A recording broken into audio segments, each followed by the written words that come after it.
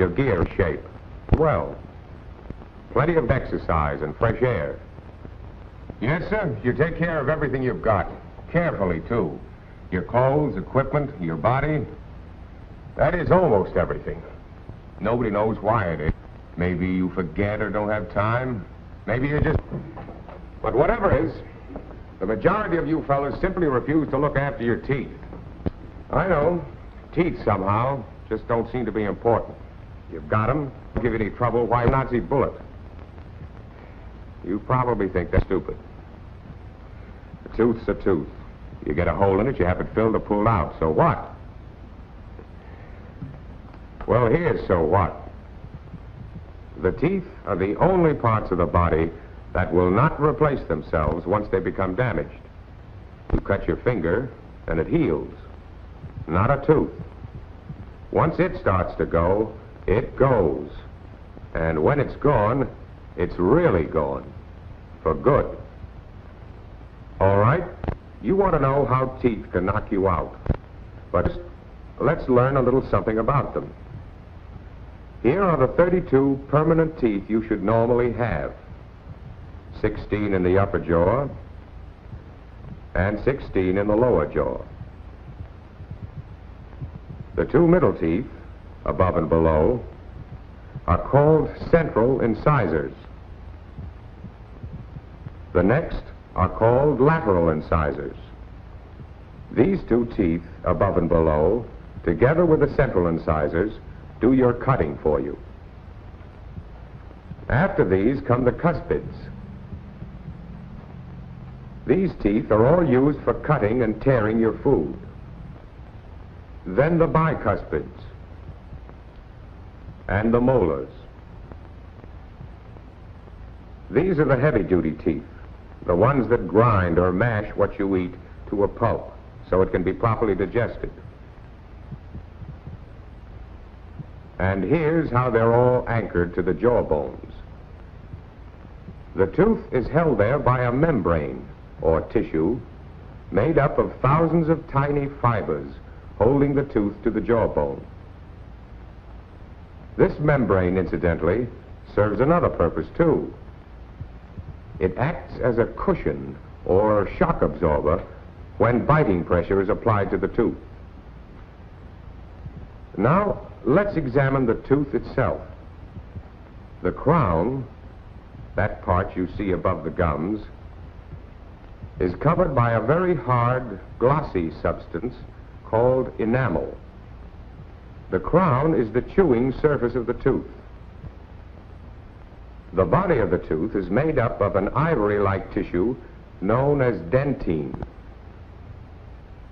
In the heart of the tooth is a space called the pulp chamber. It's filled with small blood vessels and nerve fibers. They're responsible for keeping the tooth alive and healthy. We'll talk about it more a little later on. Meanwhile, let's talk about pain. Pain is simply nature's way of letting you know something's wrong. Take this soldier, for example. He thinks he's in pretty good shape, feels great, strong as an ox. But it didn't take that candy long to find his weakness. He's got a hole in his tooth. Cold water or ice cream can do the same thing. No need for it either, if he'd taken care of his teeth properly. But you still can't see how a little thing like a hole in the tooth can lay a man out, can you?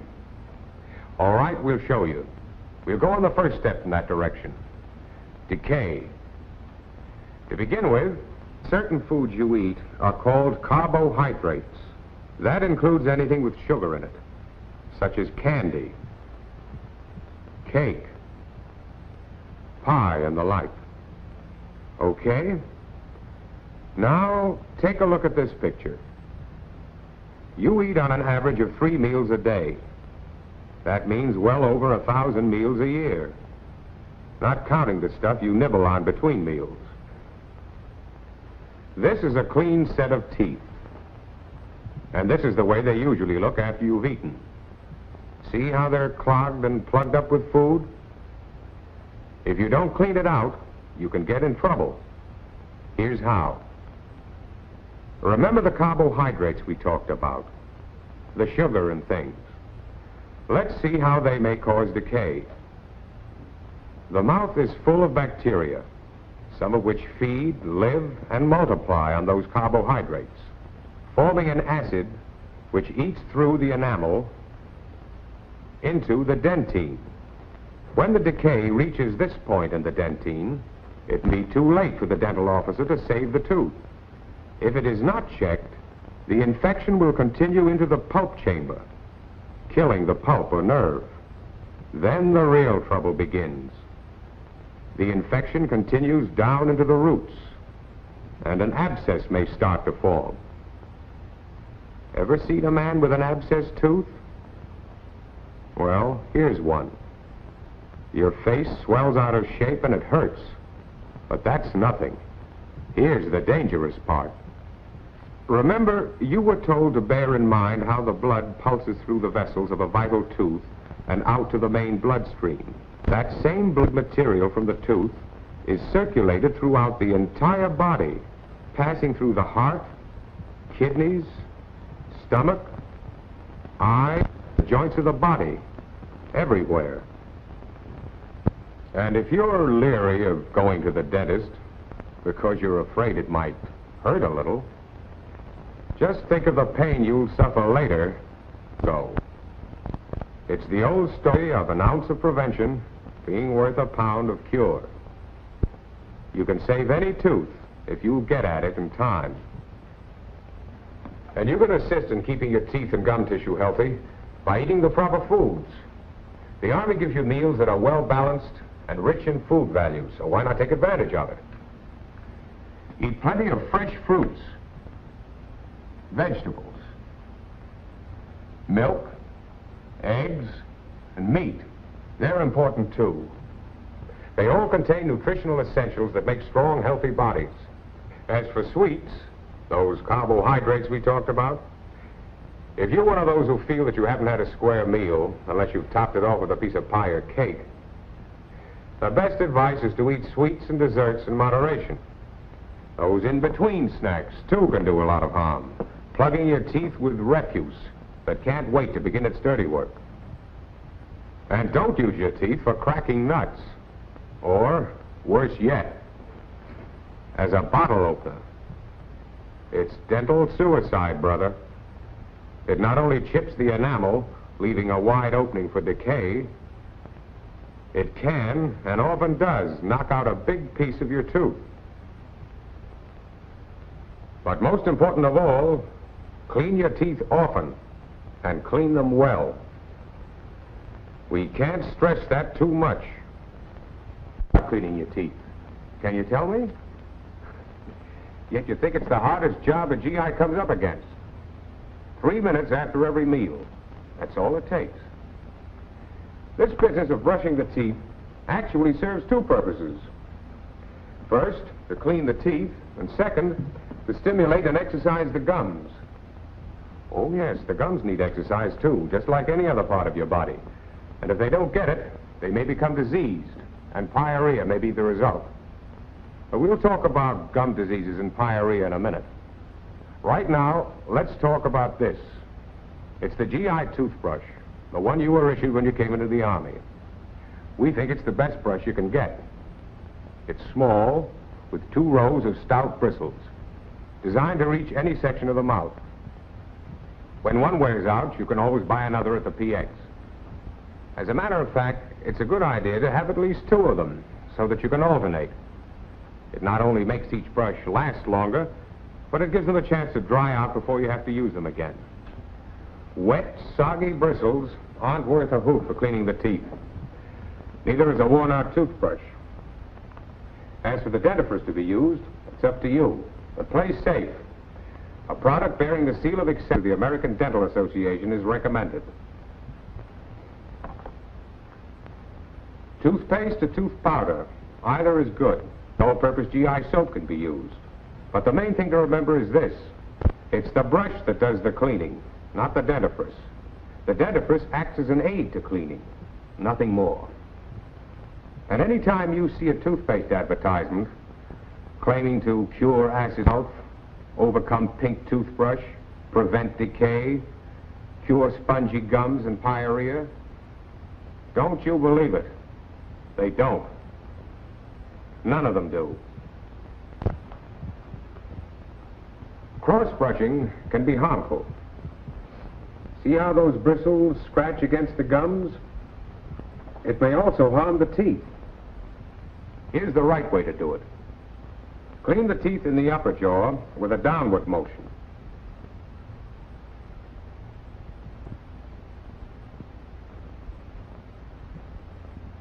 And the teeth in the lower jaw with an upward motion, like this.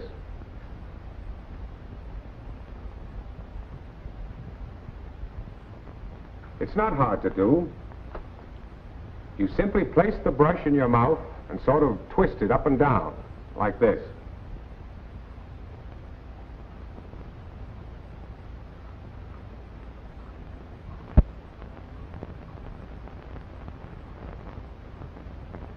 You have, or should have, 32 teeth in your mouth, and each as well as in front.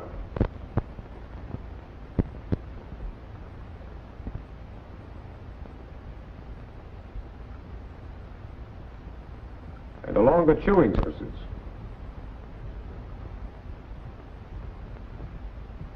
And it doesn't hurt to bend down a little bit either, so that those bristles get in between the teeth and do a good job there as well. When you finish cleaning your teeth, it's always well to wash your mouth out with water, flushing it as vigorously as possible. And go easy on the patent mouthwashes.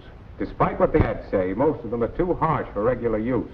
If you want a daily mouthwash, make one by adding a little table salt or baking soda to a cup or glass of water.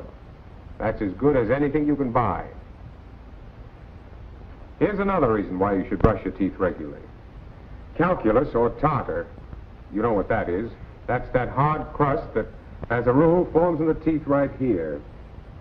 You'll notice how the gums may be shrunken back where the tartar is. That may become serious. Brushing will keep the tartar down if you catch it in its early stages. However, if the teeth are neglected and become heavily encrusted with the stuff, then all you can do is go to your dentist, because he's the only one who can get it off for you. If you want to use dental floss to clean between a couple of teeth that are too close together for the brush, do it with caution. Insert the floss gently. Slide it back and forth, or up and down, carefully, so that you won't cut or injure the gum in any way. Now let's go a step further and take up the subject of gum disease and pyorrhea. You'll be surprised how many people have it and don't know it until it's too late, when most of the supporting bone is destroyed. The teeth are loose and have to be removed and replaced. Gum disease is a pretty common ailment. So common that the majority of you have it. Many of you may even have pyorrhea. So let's find out about it. One of the most common causes of pyorrhea is uncleanliness, failure to brush the teeth and gums properly. This permits calculus or tartar to form in the teeth and permits the gums to become soft and flabby. Pyorrhea may also be caused by lack of the necessary foods, causing the bone and gum tissue to break down. Here's a set of normal, healthy teeth, the way nature intended they should be. Lack of care permits tartar and food to accumulate next to the teeth and gums. The first thing you know, the gums become irritated. They become swollen and inflamed. So what happens? The infection continues. The gums start shrinking away from the teeth. That's when the real damage begins. The tartar continues to accumulate, causing more irritation.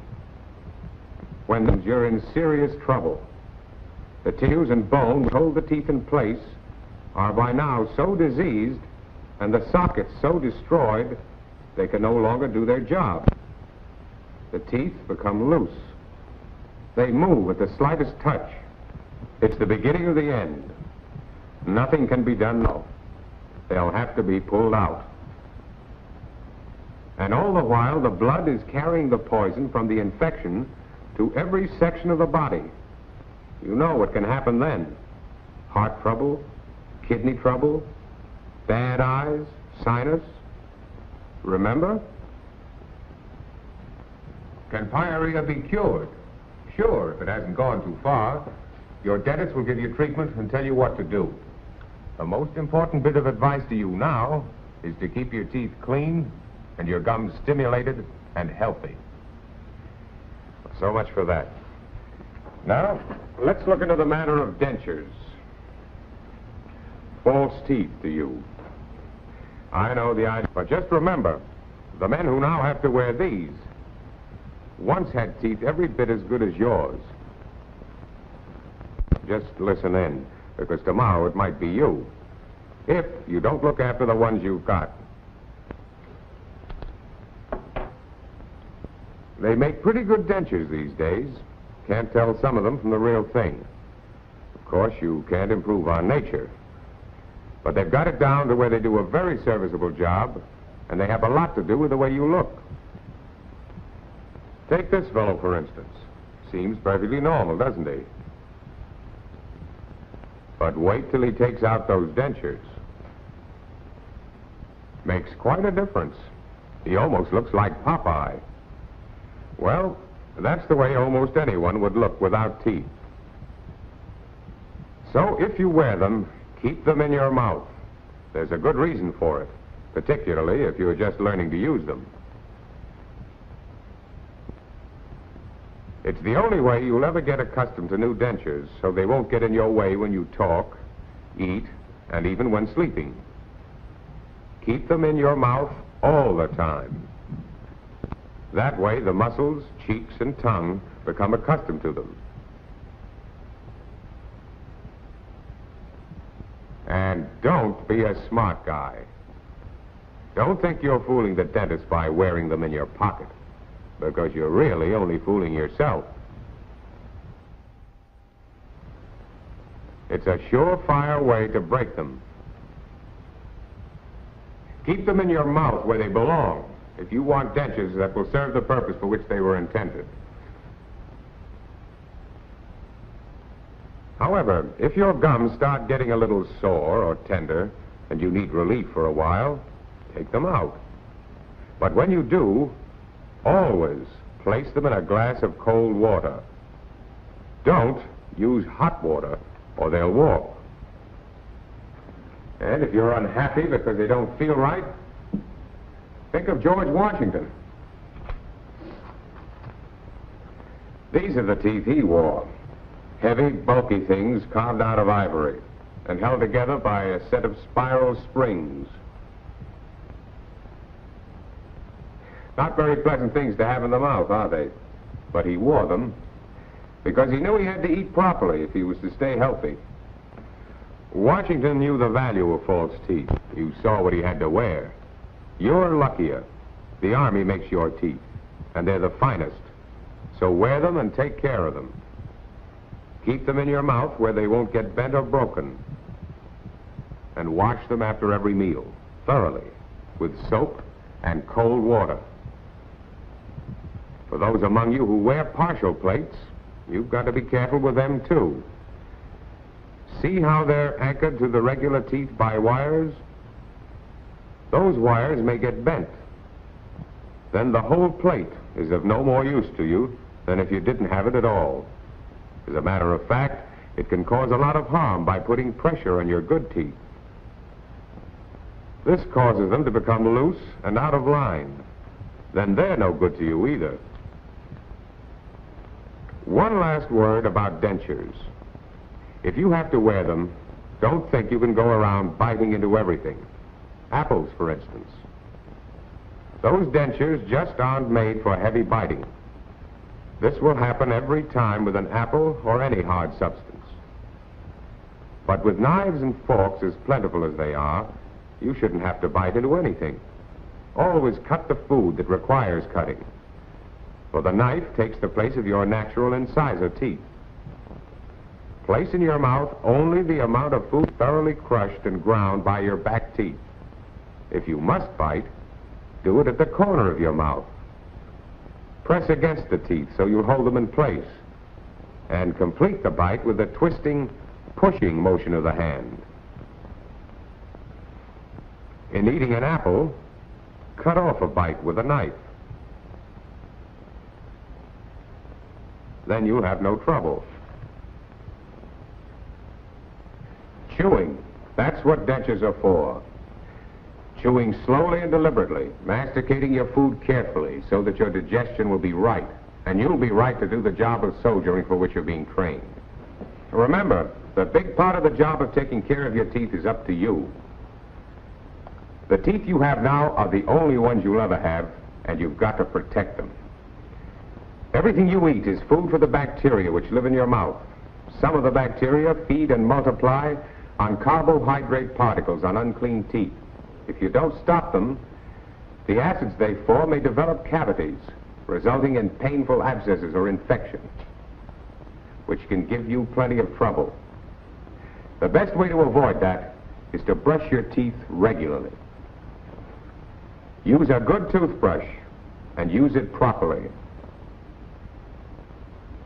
And if you do have dental problems, go to your dental officer right away. Naturally, when you're up in the combat zone, you're not going to have much time to think of your teeth.